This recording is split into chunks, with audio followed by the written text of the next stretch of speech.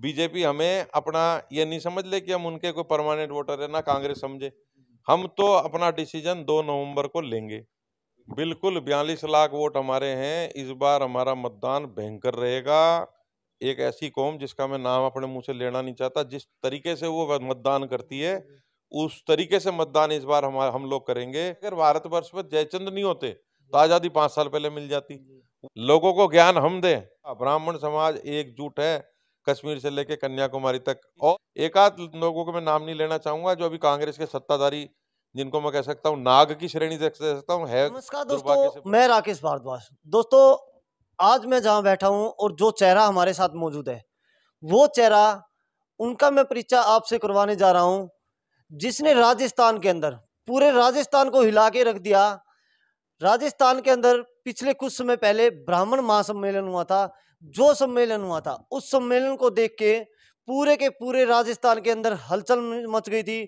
चाहे वो जो सत्ता पक्ष के लोग हो या विपक्ष के लोग हो। 2024 के चुनाव भी नजदीक आ रहे हैं। आज सारी बातों को लेकर जो है सुनील तिवारी जी हमारे साथ जुड़े हैं, इनसे चर्चा करेंगे। विपक्ष सेना के जो है राष्ट्रीय प्रवक्ता है। सुनील जी, सबसे पहले तो आपका हमारे चैनल पे स्वागत है। नमस्कार। सबसे पहले तो बात मैं बताना चाहता हूँ, वो कार्यक्रम का नाम था ब्राह्मण महापंचायत, और इसमें ये राजस्थान का नहीं था, देश भर से लोग इसमें आए थे, कश्मीर से लेकर कन्याकुमारी तक के। और इस कार्यक्रम के उद्देश्य जो थे वो समाज के सर गिनाने, और उस दिन हम लोगों ने लाखों की संख्या में सर गिनाए। आज कोई भी जाति हो, आज जातिगत गणना की जो बात आ रही है, जो एक फर्जीवाड़ा देश में चालू हो गया, जो जहाँ पे हमारी संख्या समझो 10 लाख है तो उसको 1 लाख बताने के कि वापस प्रयास चालू हो गए। ऐसे में इसकी हमारे को सूचना पहले से लग गई थी, इसलिए हमने कहा था कि हम दिखाते हैं हम है कितने। तो मात्र हमने एक छोटे से आह्वान पे 10 लाख प्लस लोगों को एक जगह इकट्ठा कर दिया। इसका नाम दिया ब्राह्मण महापंचायत। देश के 5 अलग अलग हिस्सों में, आज विप्र सेना देश के 10 राज्यों में चल रही है, देश के 5 अलग अलग हिस्सों में ये ब्राह्मण महापंचायत होगी। और अंतिम ब्राह्मण महापंचायत दिल्ली में होगी, जिसके लिए हम 2021 से बोल रहे हैं, क्योंकि इस महापंचायत के लिए 2021 में कह दिया था कि इतने लाख लोग आएंगे, और आए। और दिल्ली की महापंचायत के लिए भी 2021 में कह दिया था कि दिल्ली में आज तक का राम सेतु को लेके जो एक आंदोलन हुआ था, उसमें सबसे बड़ी आज तक के हिंदुस्तान के इतिहास की जो संख्या थी, एक जगह जो लोग इकट्ठे हुए, वो थी 25 लाख। उस रिकॉर्ड को हम लोग तोड़ेंगे, 2025 के एंड में करेंगे। और हम ये दिखाना चाहते हैं कि कौन सी संख्या गिनना चाहते हो और किसकी संख्या गिनना चाहते हो। आज हम लगभग लोग हमको कागजों में समेट के 5, 7, 8, 10 करोड़ तक ले गए। हमारी संख्या 20 करोड़ प्लस है, और 20 करोड़ प्लस वाला ये कह रहा है कि आयकर हम दें, लोगों को ज्ञान हम दें। हम यार, हमारी जैसी और जातियां, और आरक्षण के लिए, वोटों के लिए, राजनीति के लिए आप ये जनसंख्या का कानून ला लुआ के और इसमें एक फर्जीवाड़ा मचा के, अरे जब हमारे को गिनना ही है तो हमारे को कर्म गिने। हमारी जो आज समाज के प्रति, जो आज आजादी से लेकर आज तक का जो हमारा योगदान है, उसको गिने। ये सूचना हमें पहले लग गई थी, चाहे किसी भी सोर्स से लगी। उस चीज को रोकने के लिए ब्राह्मण महापंचायत हमने खड़ी करी। जो ब्राह्मण महापंचायत आपने की थी, उसके बाद पूरे राजस्थान के अंदर एक ऐसा माहौल बना हुआ है। पूरे राजस्थान की बात क्या करूं, अलग अलग स्टेटों में जो है आपका नाम गूंज रहा है। और जिस तरीके से आप जो है हर समाज को साथ लेके चल रहे हो, हर समाज के जो है आप आवाज बने हुए, ब्राह्मण समाज को कहीं ना कहीं भी अभी भी जो है बटा हुआ क्यों देखा जाता है? देखो, जो समाज में संख्या ज्यादा होती है तो वो बटा हुआ नजर आता है। हमारी संख्या नो डाउट ज्यादा है, कहीं कोई बटाव नहीं है, कहीं कोई बटाव नहीं है। ये एक बस वो बात बन गई। इस कार्यक्रम से पहले भी 19 मार्च के ब्राह्मण महापंचायत के लोग कहते थे लोग नहीं आएंगे, बटे हुए हैं। इतने आ गए कि 10 लाख तो स्टेडियम के आसपास थे और 10-5 लाख सड़कों पे घूम रहे थे। तो कहाँ से बटा हुआ है? सारे संगठन आए। अच्छा, अब जहाँ ज्यादा लोग होते हैं तो संगठन भी ज्यादा होते हैं। बिल्कुल नहीं बटा हुआ। ब्राह्मण समाज एकजुट है, कश्मीर से लेकर कन्याकुमारी तक। और एकजुट क्यों है? किसी दूसरी जाति को, किसी संप्रदाय को कष्ट पहुंचाने के लिए, नष्ट करने के लिए नहीं है। क्योंकि मैं फिर कहता हूं, सनातन धर्म की अग्रिम पंक्ति के अगर कोई सैनिक है तो वो ब्राह्मण है। और एक ऐसा नहीं सभी जातियां करती है, पर हमारा तो दायित्व बनता है इस देश के प्रति, हम सभी जातियों को साथ लेके चलते हैं। तो जब हम सभी जातियों को साथ लेके चल रहे हैं, वर्षों से चल रहे हैं, आदिकाल से चल रहे हैं, आगे भी चलेंगे, चाहे हमारा असर कुछ भी हो, फिर ये कह देना कि हम बटे हुए हैं, ये तो बिल्कुल ही बच्चों वाली बात है। सुनील जी, जिस तरीके से जो महापंचायत थी उसके बाद बहुत सारे आरोप भी लग रहे थे, जिस तरीके से उस महापंचायत के बाद एक बात निकल के आ रही थी कि ये सारा का सारा प्रोग्राम जो हुआ था वो कहीं ना कहीं बीजेपी के द्वारा जो है प्रायोजित प्रोग्राम था।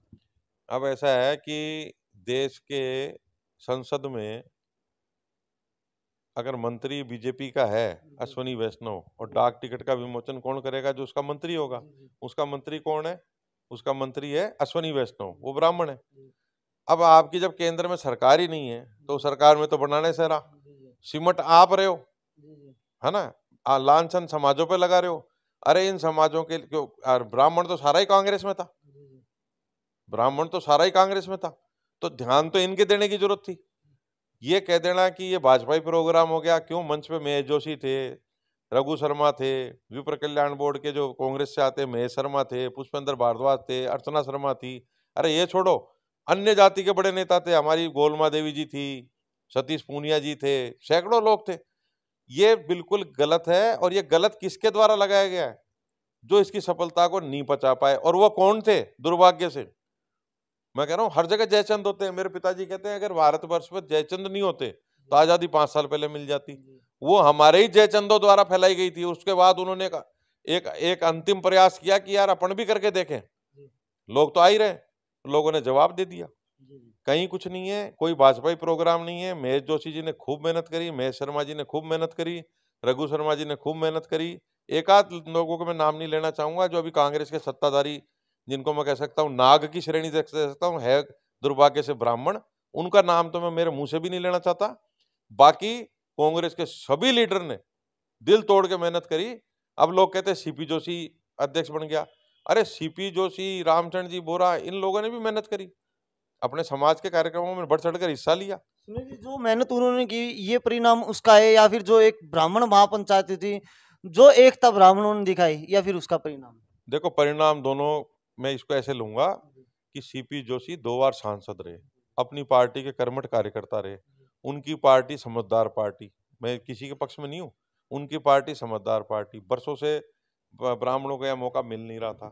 अध्यक्ष कई बार ब्राह्मण रहे, पर अभी चुनाव का टाइम था, उनको लगा कि ये युवा है, ये इसमें कुछ मदद कर सकता है। नो डाउट ब्राह्मण समाज के लिए हमेशा खड़े रहते हैं, पर एकमात्र मैं ये कह सकता हूँ आपके, मेरी नजर में ऐसा एक सांसद सीपी जोशी नाम है जिसने 36 कौम के लिए काम किया।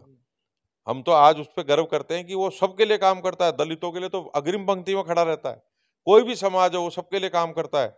ऐसा सौम्य सुशील अगर किसी पार्टी के पास नेता है और उसको चुनाव सामने है और चुनाव निकालना, तो वो उनका सिलेक्शन था। वो कोई विप्र सेना के पदाधिकारी थोड़े थे जो उनको अध्यक्ष बना दिया। अरे आज कोई भी समाज से अध्यक्ष तो बनता ही, उसकी कोई ना कोई तो जात होती, तो वो ये थोड़ा कहते थे कि साहब हमारी जात से बना दिया। इसमें कोई जाति पाति का चक्कर नहीं है, वो सर समाज के नेता हैं, उनको अध्यक्ष बनाया पार्टी ने। हाँ, हमें जरूर खुशी है, हमें बिल्कुल 100% खुशी है, और क्यों हो भी क्यों नहीं, सभी जब किसी भी जाति का बनता है तो उसका समाज खुशी जाहिर करता है। सुनील जी, जिस तरीके से अब जो है चारों तरफ से हम जब देखते हैं इस तरीके जब भी कोई बड़े प्रोग्राम होते हैं तो वहां से एक आवाज उठती है कि अब की बार जो है ब्राह्मण समाज का ही मुख्यमंत्री होना चाहिए। राजस्थान के अंदर भी हमने देखा स्टार्टिंग में जो है ब्राह्मण समाज के जो मुख्यमंत्री दिए है राजस्थान के अंदर, क्या आपकी तरफ से फिर से वो आवाज उठ रही है कि राजस्थान के अंदर भी ब्राह्मण समाज का मुख्यमंत्री होना चाहिए? ये ब्राह्मण समाज के कुछ मनचले युवक हैं जो इस तरीके की बातें करते हैं। कौन नहीं चाहेगा उसके समाज का मुख्यमंत्री हो, पर मुख्यमंत्री बनाना, प्रधानमंत्री बनाना ये पार्टियों का काम होता है। उनका पार्लियामेंट्री बोर्ड बैठता है, वो डिसाइड करता है। या ये ब्राह्मण समाज के संगठन घर में बैठ के डिसाइड कर लेंगे कि मुख्यमंत्री कौन होगा? ये कतई गलत बात है। हाँ, इच्छा सबकी होती है, पर पिछले 50 वर्षों में हमने चपरासी तो बनाया नहीं, डायरेक्ट मुख्यमंत्री बनाने की बात कर रहे हैं। ये बिल्कुल गलत है। ये काम पार्टियों का है, पार्टियों को करना चाहिए। मेरा एक जरूरी आपके चैनल के माध्यम से निवेदन है, मैं तो ये कह रहा हूँ बीजेपी का मुख्यमंत्री बनो, कांग्रेस का बनो, वो कोई दलित समाज से आओ, वैश्य समाज से आओ, जाट समाज से आओ, राजपूत समाज से आओ, ब्राह्मण समाज से आओ, कहीं से भी आओ, जो मुख्यमंत्री इस बार प्रदेश का बने वो कुछ न कुछ उसमें छवि इस तरीके की होनी चाहिए, उसके जिसको कह सकते हैं कि हाव भाव होने चाहिए, वो मैं एक आपको आइडिया दे सकता हूँ। सीपी जोशी जैसा व्यक्ति, अगर इस सीपी जोशी के लिए नहीं कह रहा, सीपी जोशी जैसा व्यक्ति कोई भी पार्टी बनाए, जो ऐसे व्यक्तित्व का धनी हो, ऐसे को प्रदेश का मुखिया बनाए, जो सर्व समाज को साथ लेके चलता हो। मैं फिर कहता हूँ, सीपी जोशी की मैं कतई पैरवी नहीं कर रहा, और मैं तो कह रहा हूँ कांग्रेस भी बनाए तो ऐसे व्यक्ति, और मैं ये भी नहीं कह रहा ब्राह्मण को बनाओ या किसी को बनाओ, ये पार्टियों का काम है। पर इस व्यक्ति में जो आप देख रहे हो, अध्यक्ष बनने के बाद और अध्यक्ष बनने से पहले 2 टेन्योर इनके लोगों ने संसद में देखे, ये व्यक्ति कभी अपने अपोजिशन को भी गाली नहीं देता। किसी के बारे में बात करेंगे, सभ्यता से बात करेंगे, सबको साथ लेके चलेंगे, छोटे से छोटे व्यक्ति को साथ लेके चलेंगे। तो ऐसे व्यक्तित्व का, ऐसे इस तरीके का जो व्यक्ति है या ऐसा व्यक्तित्व जो रखता है, उसको पार्टी या मुख्यमंत्री बनाए, जिससे प्रदेश का और देश का भला हो। सुनील जी, जिस तरीके से लोगों ने देखा और जैसा कि आप कहते हो, जो आप कहते हो वो करते भी हो। स्टेज से जो है उस ब्राह्मण महापंचायत ने से जो है आपने एक कसम खाई थी कि मैं जिंदगी में कभी जो है चुनाव नहीं लड़ूंगा। चुनाव नजदीक है, हमारे पास जो इनपुट निकल के आ रहे हैं, हर पार्टी जो है कहीं ना कहीं आपको जो चुनाव लड़ाने की तैयारी करवा रहे हैं, तो किस तरीके से क्या देखते हो उस बात पे अभी भी अड़ी हो?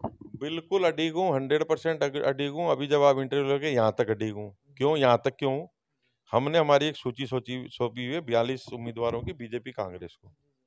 अगर ये हल्के में हमको लेते हैं, ठीक है, अगर हल्के में हमको लेते हैं, हमारे सीटों पे जहाँ हमारा व्यक्ति जीत सकता है, हमारे लोग ज़्यादा हैं, हमारे वोट ज़्यादा हैं, वहाँ अगर ये टिकटें नहीं देते हैं, तो हमें खुद तो नहीं, पर मैं निर्दलीय उम्मीदवार उतारूंगा, और ये 2 नवंबर के बाद हम लोग डिसाइड करेंगे।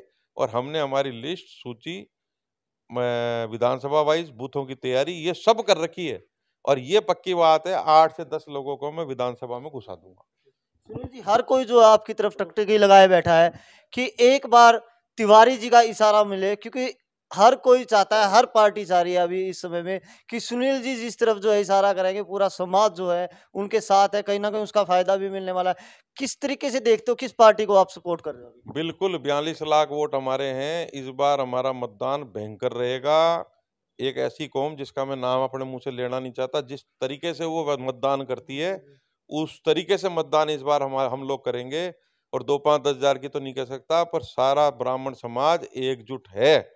और वो एकजुटता के साथ, मैं ये नहीं कहता मेरे कहने से करेगा, पर मेरे करे हुए काम और समाज के हित में जो काम किए और समाज के हित में आगे जो काम करूंगा, उसके कहने से ये मतदान होगा। और ये मतदान राजस्थान की सत्ता को पलट देगा, चाहे वो बीजेपी हो चाहे कांग्रेस हो। इनको अभी भी मैं चेता रहा हूँ कि इनको समझ जाना चाहिए कि मेरे समाज को पूछे, समझे और आगे लेके जाए।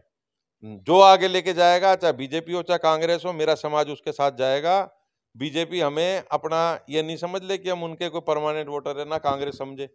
हम तो अपना डिसीजन 2 नवंबर को लेंगे। तो सुनील जी, किस तरीके से, क्योंकि 2024 के जो है चुनाव बिल्कुल नजदीक है, राजस्थान के चुनावों की बात करो, किस तरीके से पूरा कार्यकाल जो है कांग्रेस का रहा है, यहाँ से जो है सीएम अशोक गहलोत जी, किस तरीके से देखते हो, क्या आने वाले समय में जनता को उनका साथ देना चाहिए? देखो, 2023 के विधानसभा के चुनाव है, विप्र कल्याण बोर्ड मुख्यमंत्री जी ने बनाया, उन्होंने कई अच्छे अच्छे काम किए, वो सब ठीक है। पर जिस तरीके से बेतासा हत्याएं ब्राह्मणों की हुई, जिस तरीके से, चाहे आप महुआ ले लो, बांदीकुई ले लो, आप जैसलमेर ले लो, आपके पाली ले लो, आपके जवारामगढ़ ले लो, ऐसे सैकड़ों घटनाएं हुई। उन घटनाओं के बाद हमारे एक विपर कल्याण बोर्ड बना दिया, पर वहां एक उसको कोई व्यवस्था ही नहीं थी। वो सिवाय चिट्ठी लिखने के कुछ नहीं कर सकता भाई। चेयरमैन बना दिया उसको। अब वो क्या है, अब वो आगे चुनाव, तो चुनाव में व्यस्त हो गया, तो लोग तो आज भी मर रहे हैं, परसों भी मरे, उनके पास समय नहीं है। तो ऐसा नहीं है, देखो मैंने बीजेपी का कार्यकाल देखा है, पर जब से मैंने संगठन बनाया, तो मैंने तो कांग्रेस के कार्यकाल में संगठन बनाया, हमारे सैकड़ों लोग मरे, हत्यारे घूम रहे हैं, पहली बात। दूसरी बात, मैंने मेरे युवाओं को इस शासन में भयंकर परेशान देखा। वो मैं नाम यहाँ से नहीं लेना चाहूंगा। जिस तरीके के ये जो शिक्षा के जो घोटाले हुए, जो पेपर आउट हुए, इसमें हमारे युवा सबसे ज्यादा मरे। हमारे ईडब्ल्यूएस कैटेगरी के अंदर जाके और लोगों को जाके वो एडमिशन दे रहे हैं। ये सब चीजें हैं, तो हम किसको कहें, क्योंकि हमारे जो हम चुन के भेजते हैं वो तो जा जाके बैठ जाते हैं बंगलों में। तो इसका बदला तो हम लोग लेंगे, निश्चित तौर पे लेंगे। अच्छा, एक और जिस तरीके से हम लगातार जो है पिछले 5-4 दिनों से जो है घटना देख रहे हैं जयपुर के अंदर, एक समुदाय के किसी व्यक्ति की जो है मौत हुई है। उसके बाद भी जो है कहीं न कहीं उसके अंदर भी भेदभाव को लेके जो है आप लोगों ने पूरा जयपुर जो है बंद किया हुआ था। किस तरीके का क्या मामला? उसमें उसमें ऐसा है, मैं फिर कह रहा हूँ, मुख्यमंत्री जी ने अपने तरफ से अच्छे काम ब्राह्मण समाज के लिए किए हैं, है ना, और सर्व समाज के लिए भी किए। पर होता क्या है, एक व्यक्ति के चारों तरफ कुछ व्यक्ति ऐसे होते हैं जो खेल खेलते हैं। अब वो साहब हमारे जब मरते हैं तो उनको 5 लाख का चेक देने में इनको जोर आता है, और वो जब मरा तो उसका श्रेय जाता है उनके विधायकों को, उस कौम के विधायकों को। यही तो मैं मेरे समाज के विधायकों से इनसे कहना चाहता हूँ कि अरे कुछ करो तो ढंग से कर लो।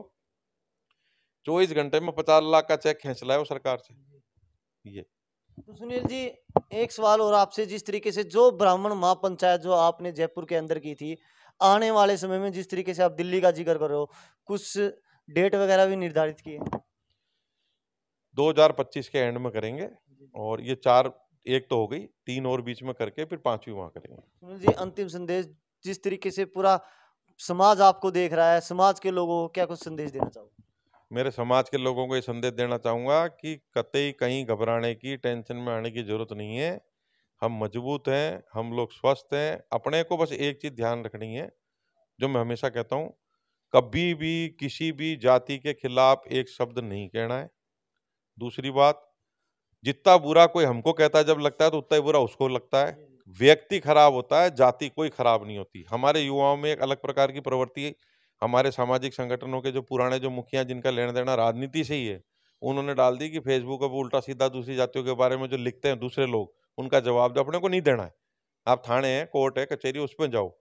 सभी जातियों को साथ लेके चलने का दायित्व ब्राह्मण समाज का है, उसको सबको समाज के लोगों को निर्वाह करना चाहिए। तो दोस्तों, ये थे हमारे साथ जो है सुनील तिवारी जी। लगातार जब से ब्राह्मण महापंचायत राजस्थान जयपुर के अंदर हुई थी, तभी से हमारे पास जो है लोगों की कॉल भी आ रही थी, और जिस तरीके से अब 2023 के जो चुनाव है राजस्थान के अंदर, हर कोई जानना चाहता था क्या सुनील तिवारी जी ने जो कहा था उस बात पे अभी भी टिके हुए हैं, या फिर इनको जो है ब्राह्मण समाज की तरफ से एक बड़े नेता के रूप में राजस्थान के अंदर जिस तरीके से देखा जा रहा है, क्या फिर चुनाव लड़ने जा रहे हैं। तो दोस्तों, हर बात का सवाल का जवाब जो है हमने जो है सुनील से लिया। जुड़े रहिएगा हमारे साथ, वीडियो को ज़्यादा से ज़्यादा शेयर कर दीजिएगा, और आने वाले समय में फिर से जो है जब भी तिवारी जी से मुलाकात होगी, इस तरीके के इंटरव्यू आपको जो है आगे फिर से देखने को मिलेंगे। अभी के लिए